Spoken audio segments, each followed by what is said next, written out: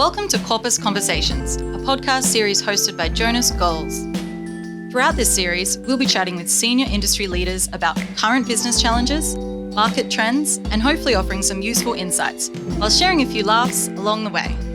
We hope these conversations will give you a light bulb moment, a new strategy or idea, or just a different perspective that helps you lead your business forward in 2021 and beyond. Welcome to Corpus Conversations. I am Jonas Golze, your host. Today we talk to Emilio Gonzalez, who recently stepped down as CEO of Pendal Group. Under Emilio's leadership, Pendal outperformed the ASX 200 3 times. And we are talking to Tony Hockey, an investment management veteran and Corpus transformation partner. Welcome to you both. So thank you for taking the time today to talk to us, Emilio, and welcome, Tony. I wanted to start, Emilio, with a question to you. In preparation, I had the chance to listen to your final interview at Pendal, and you played a song on the piano, and that song was by Queen, Don't Stop Me Now. And I wanted to ask you, why did you choose that song in your final interview? Well, probably two reasons. One, because I knew it. That's a good place to start. The other one that, although I'm stepping down as CEO of a global company, I'm still at a young age that I think I've got a lot more to give and a lot more to do, and don't see this as a Don't Stop Me Now event. And in some ways, it's a message to all my staff that although I'm stepping down, there's still a lot to achieve. I'm 57. I think that's young. And part of the opportunity I have now is to pursue my passion and pursue things that I really have a strong passion about at an age which I can still do that. And so that were the reasons why I featured that song in my farewell speech to staff. Great. Well, let's talk a little bit about your passions. If we go back to your childhood and your early career, tell us a little bit, where did you grow up, in what environment, and what were you passionate about in your early life? Well, I grew up from the Gong, which is Wollongong, which was a still city town. My parents were immigrants out from Spain, as my surname suggests, Gonzalez, and very much led a life and grew up in a typical immigrant family who worked hard, Sundays at the beach, family units important, and went to a Catholic school. And during those years, as I look back onto it now, they were an important part of my life in developing who you are going forward. And as I've got older, I've come to recognise the importance of your youth and how that shapes you going forward. And so my parents were very strong on ethics, doing the right thing, working hard, and somewhere down the line you'll be rewarded for that. So that was, I think, a significant influence on how my career developed and how I try and look at things and treat people. I got into music, which is, as I said, a passion of mine.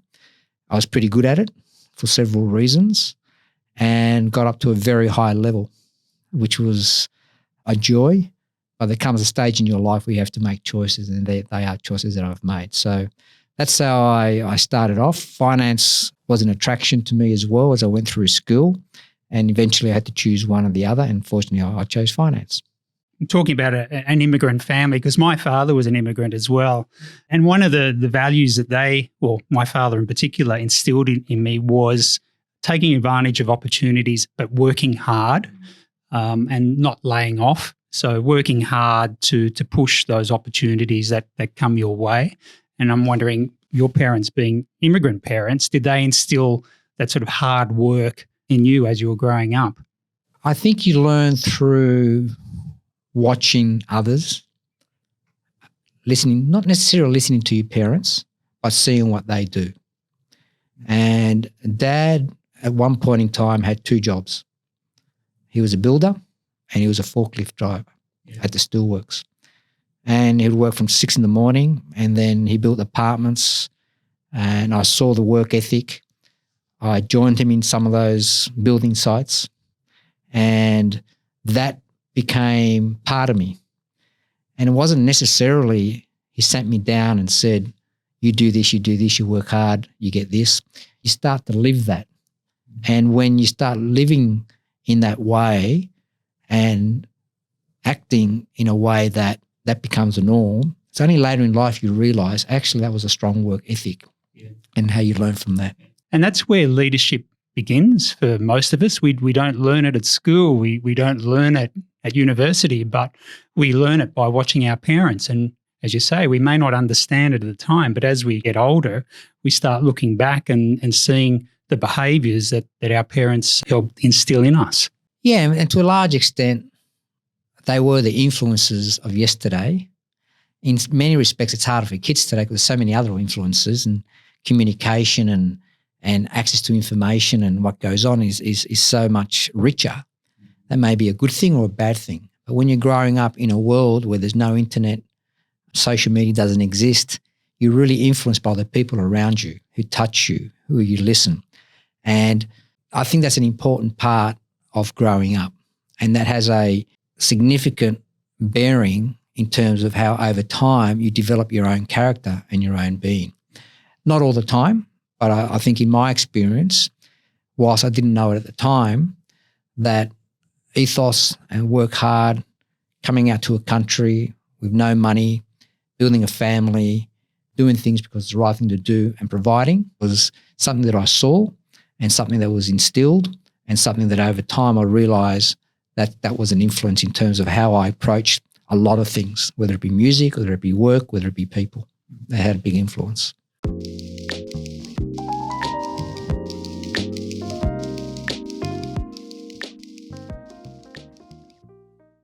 How did your parents think about your musical passion and, ambitions or, dreams about potentially doing music as a profession?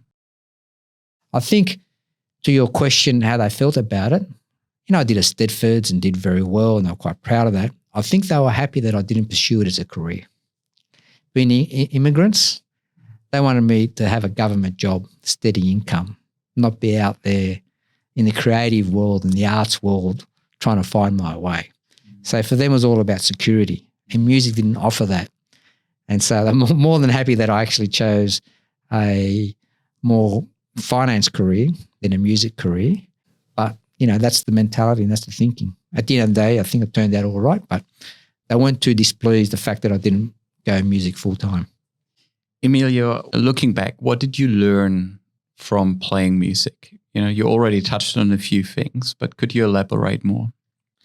There are a number of things you learn with music that you appreciate again later in life, but not necessarily recognize it at the time. And the thing that you appreciate is that it takes patience, it takes time, and it takes dedication. There is no quick way of learning an instrument. There are quick ways of learning, but you're not going to be good at it. If you want to be good at it, you got to put the time, the effort, and the dedication, which requires passion, which requires an interest in doing it. You can't be doing it if you don't like it. And it was later in life that I learned that those characteristics can be transformed into work and other things that you do. And that if you try and rush things and get things done quickly, you may not do the best job. Slow it down. Focus on the little things. The thing I learned about music even more recently is what may seem impossible. So one piece I recently learned was a concert piece. I made a commitment to relearn that piece. When I first started, I thought, well, it's just going to be impossible to relearn this. But I took each bar at a time, each page at a time, each section at a time. And before you know it, you made progress. And I got there in 10 months. Work in many respects is the same. Take each step as it comes. What may seem impossible, don't try and do it all at once. One bite, one journey, one exercise, one project. And over time, that actually you start to realise things can be done and do them well. So it takes time, dedication and patience. And I think music teaches you to be able to go on that journey, which at the time I didn't realise, but now I do realise. And the other thing, of course, that I've learned is that with music, you could always do better. Even the professionals that play a piece, I could have done that a little bit better. And the difference, again, I learned from music between average and good is 5%. It's the little things. Two people playing the same piece, exactly the same notes. One sounds good, the other one doesn't. Exactly the same notes. It's the little things that person does that makes it sing or find the right balance. But it's only 5%. Work, I think, is not too dissimilar. That extra 5, the extra 10, dotting the I's, crossing the T's, getting the right phrase, that makes the difference between average and good. So I think music has taught me a lot as a result of my journey, but I really didn't learn that till later in life, not during that course.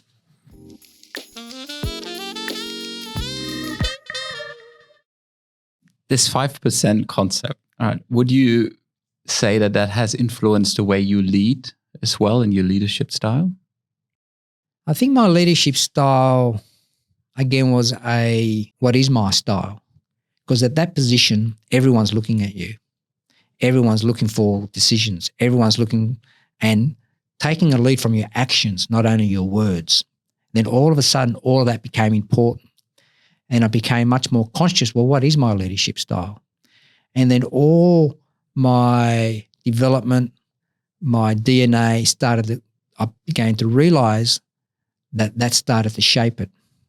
And around being inclusive, around making sure people worked hard, around making sure people were rewarded for working hard, about having empathy, about my experiences about how people come from a certain angle because that's their work environment. So all of this started to take shape, and positioning that and how to manage people, because we were a talent business, and how to make decisions.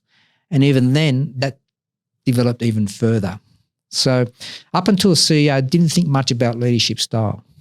But once I was there, I recognized that my style was really a development of the history from a young boy up to the stage I got that position, and then think more deliberate about it and putting that into place.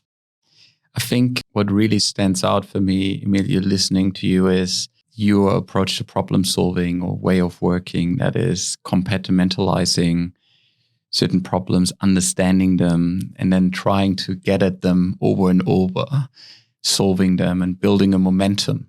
I can imagine that works pretty well when you are in the middle of career and you have problems you need to solve that have clear scope. But as a CEO, the magnitude of your problems get bigger. Every word you say sends a message to your staff, and beyond that, to shareholders and the broader business community. How have you reconciled your way of working that is rooted in your music with that ability to manage some significant magnitudes and larger problems? A good question. So I'm someone that likes detail. And music, that's a good thing because you're across every note, how you play it, get perfection. So it's not surprising that when I went into the finance world, analysing company accounts, analysing issues, I enjoyed. And so I am, and people would say, well, you're across the detail. Absolutely. And often as a CEO, you can't be across the detail. What I recognise is that I need to be across the detail, but I need to talk and act and behave at the high level. And the detail is helpful when there's a lot of noise because you can challenge people. If you're not across the detail, it's very difficult to challenge someone in that area. They will know more than you, but if you know sufficient enough that they know you're knowledgeable in that area, you get better information to make decisions. But as a leader, you can't go into the weeds. You may know what's there. You may be across the detail and understand how it works, but keep your conversation at a high level. And that's important when managing stakeholders, whether it be directors, whether it be a board, whether it be shareholders especially. And shareholders, they're across the detail. You don't need to know it, but they will test you. And when they test you and you respond in a very positive manner and know your information, that gives them confidence. So I've always felt I needed to be across the detail, which plays to my natural inclination. But then I recognise I can't talk about it. I've got to talk about the vision. I've got to talk about the strategy. I've got to talk about the big picture. I've got to raise above the noise and lead people. And when making a decision, keep the message at a relevant and high level, 3 or 4 key dot points, and go back and re-emphasize that. Great. Tony, you worked with a lot of CEOs over the years. Does that resonate, what Emilio is saying? Yes, certainly, Jonas. There are different styles of CEOs. So my experience, particularly in the UK, I worked with a number of CEOs. So Andrew Formica at Henderson, he was very much a driver of the business, very energetic, very bold, very visionary oriented. Another CEO that I worked for, Saka Nazarbaye, who's the CEO of Federated Investors, Hermes Federated Investors. He's very passionate, very aspirational about responsible investment.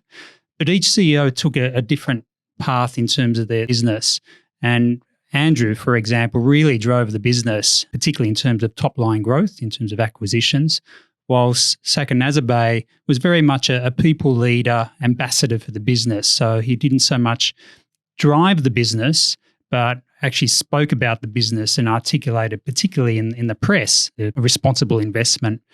Another CEO, Campbell Fleming, he was CEO of Threadneedle in the EMEA region. He was very people-oriented, so very different to Saka and Andrew, but he was able to take people for the journey because he had a very compelling, people-oriented personality. And I think for those leaders, in order to cover various capabilities, they needed a different makeups of teams to help them lead the organisation. So that I thought was quite important. Yeah, I think that's a really good point, that balance, right? Know your strengths and build a team around you that can complement you. I would like to shift the conversation a little bit into the topic of transformation and your experience in the change that organizations went through with you, either part of the organization or leading organization. You have, Emilio, led a large M&A and integration with J.O. Hambro in 2011, 1 year into your CEO role, but also the shift of taking the organization through a brand renew, giving it a new identity, new focus. I would like to start the discussion stepping a little bit into those two examples. On the acquisition, the J.O. Hambro acquisition in 2011, what was the rationale to do that acquisition so early on in your tenure as CEO? Yes, well, I think if you wanting to make a transformational initiative within a company, my advice is to do it early in your tenure, because you do have some goodwill there that you can use with directors and the board. But of course, making sure that it's the right thing to do, not doing it for the sake of doing it. And early in your tenure, there is a honeymoon period there that you've been appointed. Often look at the business, fresh eyes, and that is an opportunity to make significant moves that otherwise probably is a lot harder to do in a different environment. And when I came into the business, it wasn't rocket science that we recognized that we were too reliant on one strategy and one asset class. And the business could be at risk if that asset class was out of favour or our performance had dropped off. And in my world of investment performance, it's not a straight line. You do have periods of underperformance and outperformance over the long term. You want to add value to clients, but it's not a smooth line. So we needed to de-risk that. We needed to diversify, but in doing so, doing it with growth opportunity. And so it's very motherhood, talk about diversification and growth, but that is what we needed to achieve. When we looked at what we needed to do and how to achieve that, we have had a number of options. But the critical one was we couldn't wait 5, 6, 7 years to do it organically. We needed to do it inorganically. And so that immediately led the discussion to having to acquire something and acquire it overseas. The important thing is that I keep stressing to people, and I got asked this a lot, acquisition is not the strategy. The strategy was to diversify and grow. Acquisition was a means on how we executed on the strategy. Mm-hmm. Acquisition was an execution exercise, not the strategy itself.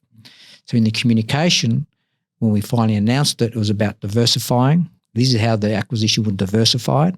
It's about growth and opportunity and expanding the company.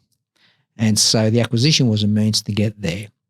And importantly, the way I managed to get confidence from the board was to have a very clear criteria up front as to why. And when we're looking for an acquisition, what are the characteristics and the things that are we looking for in a firm before we engage in a more deepful and meaningful manner. And of course, it was a big step to take because it was during the GFC. The business was primarily Australian business here in Australia. You were looking offshore, J.O. Hambro, based in London, known for its global equities capability. And obviously the distance in terms of time commitment and travel commitment. So it was a big step for the organisation to take and some execution risk as well. It was, and to be honest, probably bigger than I thought, which is not a bad thing. And with the benefit in hindsight again, a little bit of naivety is good. Because if you look back and realise what needed to be done, what you have to go through, all the risks, you probably wouldn't do it. You don't know what you're in for. You don't know what you're in for. And so you can't be afraid of that. But it will be successful if you believe in it. Because as things are thrown at you and you honestly believe it's the right thing to do, you find a way and you manage your way through that. And so we took the Australian company, 100% revenue based in Australia, bought a business offshore, which diversified down to about 50-50, 50%. And it needed to be significantly large because the people the business we were buying, the people needed to feel they were part of the organisation, not at the fringe. So that's why it needed to be significant. And ultimately now it's 80% offshore business versus 20% domestic. And in going along that journey, there are multiple obstacles and multiple challenges that if you look back, you probably wouldn't do it. But if everyone's on the same page, and I keep telling everyone that was one data point in my first acquisition, and it wasn't easy, and there are people issues involved everywhere. But the one thing that I think brings all that together is that both organisations need to want to do it. You can't pull someone over the fence and bring them in. You can't drag them in. Because if you're in that position, having to drag them in, having to convince them, and they're not on board, it's doomed for failure. So we know that asset management is a people business, and when you embark on offshore acquisitions, it means you need to spend a lot of time face-to-face with people. How did you manage that commitment, the travel commitment in terms of your staff here, your family, and spending time in London dealing with the people that you had to make sure that the acquisition was bedded down and smooth sailing? A lot of hard work, and it takes time. Time, dedication, and patience. Doesn't happen overnight. And people talk about funds management as a people business. I refer it as a talent business. Our reason to exist is to generate wealth for our clients over and above the market. And that relies on the people who are making decisions every day. And that requires a certain talent, which is often they're referred to as the rock stars of funds management. And so you need to be close to them. You need to understand them. You need to understand how to manage talent, how to manage egos, communication. And it did require a lot of effort on my part to be close to the key fund managers along the way. And within the merger and the acquisition of J.O. Hambro, I'd maintain a strong dialogue and close relationship with all the key fund managers. Sat down and was prepared to be vulnerable for those key fund managers on the other side. Ask me any question you want. Ask me what are your concerns. Ask me how you think I'm going to run the company. And whatever answer I gave, I knew they would be cynical because that's their DNA. They hear a CEO every day come through the door. But whatever I responded, I knew I could deliver. And so that's where my patience is required, that over time, as I delivered on the responses I provided, it gains that trust. But during that time, maintaining that link. And as key talented people, they want to deal with the top guy. They don't want to deal with someone else. So it's important that you have that communication, not on everything, but on the important issues. And then when the company embarks on another project of significance, of materiality, they're important stakeholders, they are shareholders. Go back and seek a view, seek an opinion. It doesn't mean you have to follow it, but they have an opportunity to provide an input, and that brings and gets the engagement. And I think all of that has helped us ensure that we've got one of the best records on retaining people because they feel part of the organisation. To your question about travel and managing, that was not easy. It was second nature to me, to be honest. I didn't feel like it was a massive burden, although looking back, I probably realised it was a burden.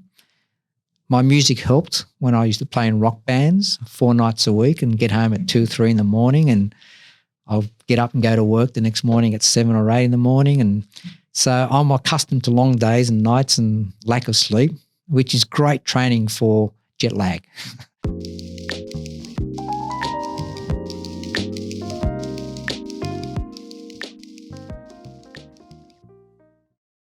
How did you go about taking a business, changing the name, working out its identity as well as an organization? And how did you help the people of the business to come along on that journey? Well, we were known as BT Investment Management, and we were floated off as a separate company in 2007, whereas we were all part of Westpac initially. When we were floated off as a separate company, Westpac retained 60%. And we became BT Investment Management. The interesting aspect about that is we didn't own the name. The BT name still belonged to Westpac. At the time, it was the right thing to do, given the relationship. And so as we didn't own the name, investing in the brand, investing in building the presence, you're actually investing in someone else's brand and asset. And somewhere down the track, you'd want to think about, well, we need to invest in our own brand. And as our business grew and became more successful offshore, then it became clearer that we needed to create our own identity and our own path going forward, separate from the bank. And so your brand name now, Pendal Group, is named after your very first client. Yes, it is. And we sort of stumbled a little bit on it. When we did a brand name change, we went through the usual process of thinking about different names. We had a marketing agency assist us in that process. And to my earlier comment about engaging with staff, we sat down and had many discussions with all the key people in the organisation.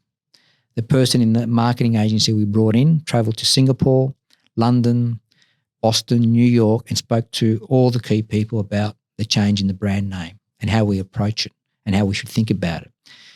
At the end of all that, we landed in an excellent spot and chose Pendal for the simple reason that Pendal is effectively our first client was the Dalgety Pension Fund back in 1973.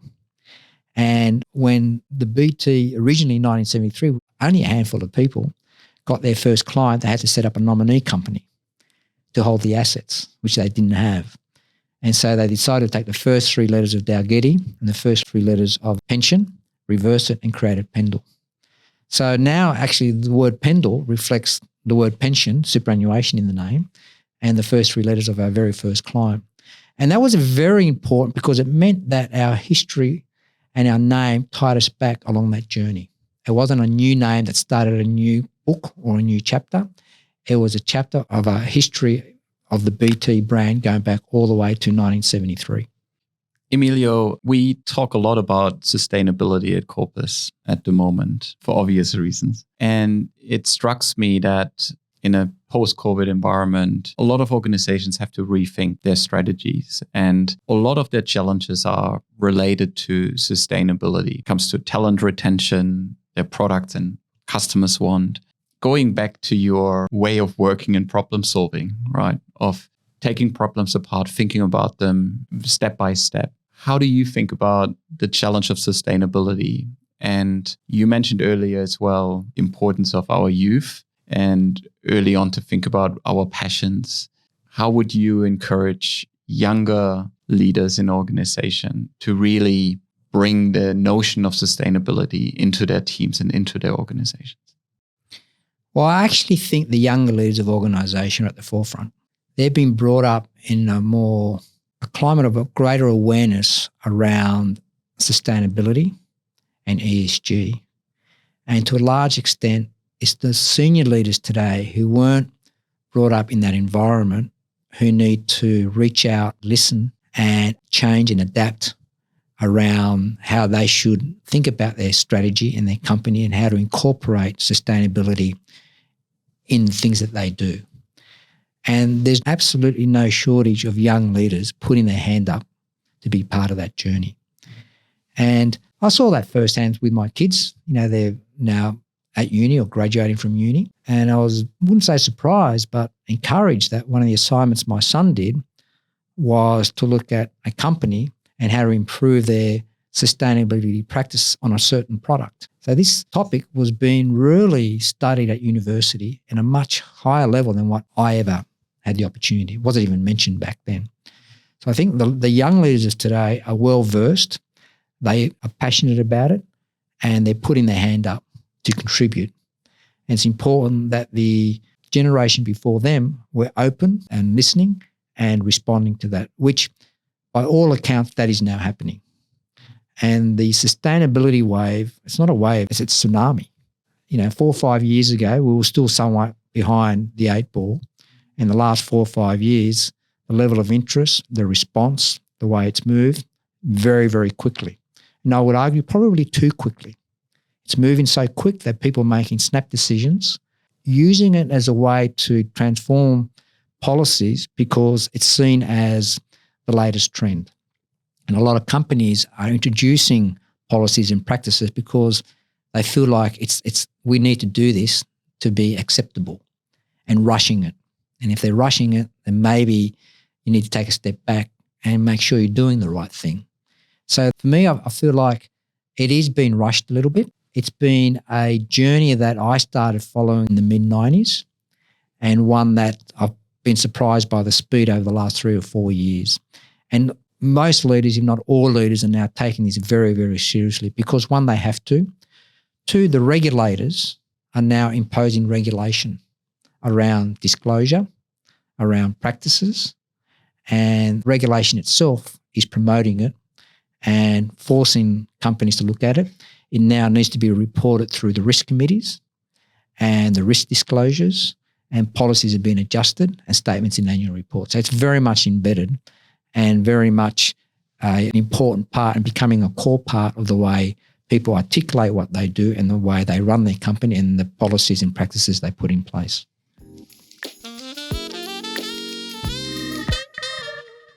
And whilst sustainability and climate change is very topical now, but from an asset management fund manager perspective, these managers have been focused on it for quite some time because climate change actually impacts returns down the track, of which asset managers are very well aware of.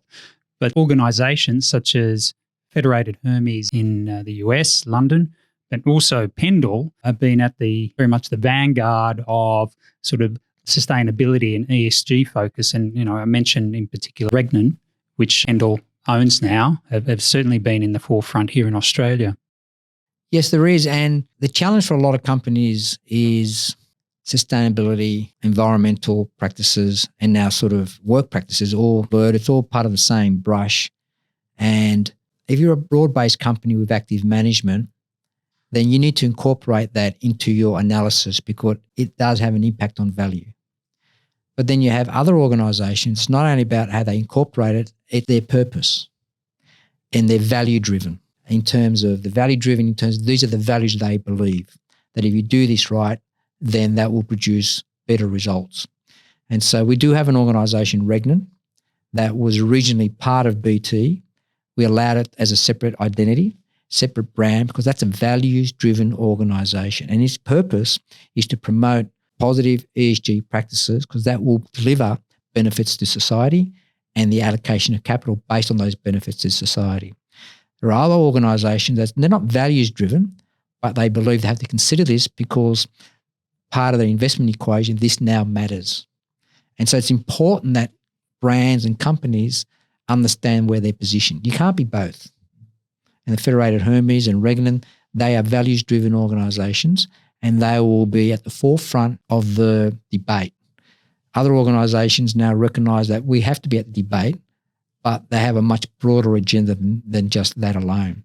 And that's, I think, is a very important distinction in terms of how you think about your products and how fund management companies are thinking about ESG going forward. Thank you very much. Tony, your final words on how to approach the ESG challenge and the tsunami, as Emilio is saying. Well, as you know, Jonas, I'm quite passionate about the subject because I think that governments around the world need to approach it in a sort of pandemic way in terms of enacting change, particularly here in Australia. And from a transformation perspective, I think that's going to involve significant remodeling of business models as we move ahead. And I suspect we're going to see this in the next 5-10 years as organisations look at their supply channels, they look at how they deal with their clients and how they interact with their employees. Thank you very much. Emilio, your final words to our listeners about their careers and their aspirations? Look, my final words are the same words I tell everybody in terms of careers and aspirations, which to a large extent reflects my own experiences, is whatever you do, whether it be in finance or arts or whatever, do your best. Don't expect to be rewarded. The reward will come, but don't expect it. Do your very best. Work hard, put the effort in, and somewhere along the line that will be recognised. Maybe not tomorrow, maybe not next week. Often it comes out of the blue. And if you're doing your best, putting the effort, working hard, don't expect to be rewarded. Don't expect the people will come up and say, what a great job. But people do take notice. And over time, you'll recognise that your career and your progression will progress in a way that reflects all the work and effort that you put in over a long period of time. Thank you very much. Thanks, Emilio. Thank you. Thanks for joining our Corpus conversation today. We would love to connect with you. Sign up to our podcast, follow us on LinkedIn, or email us at connect@corpus.team.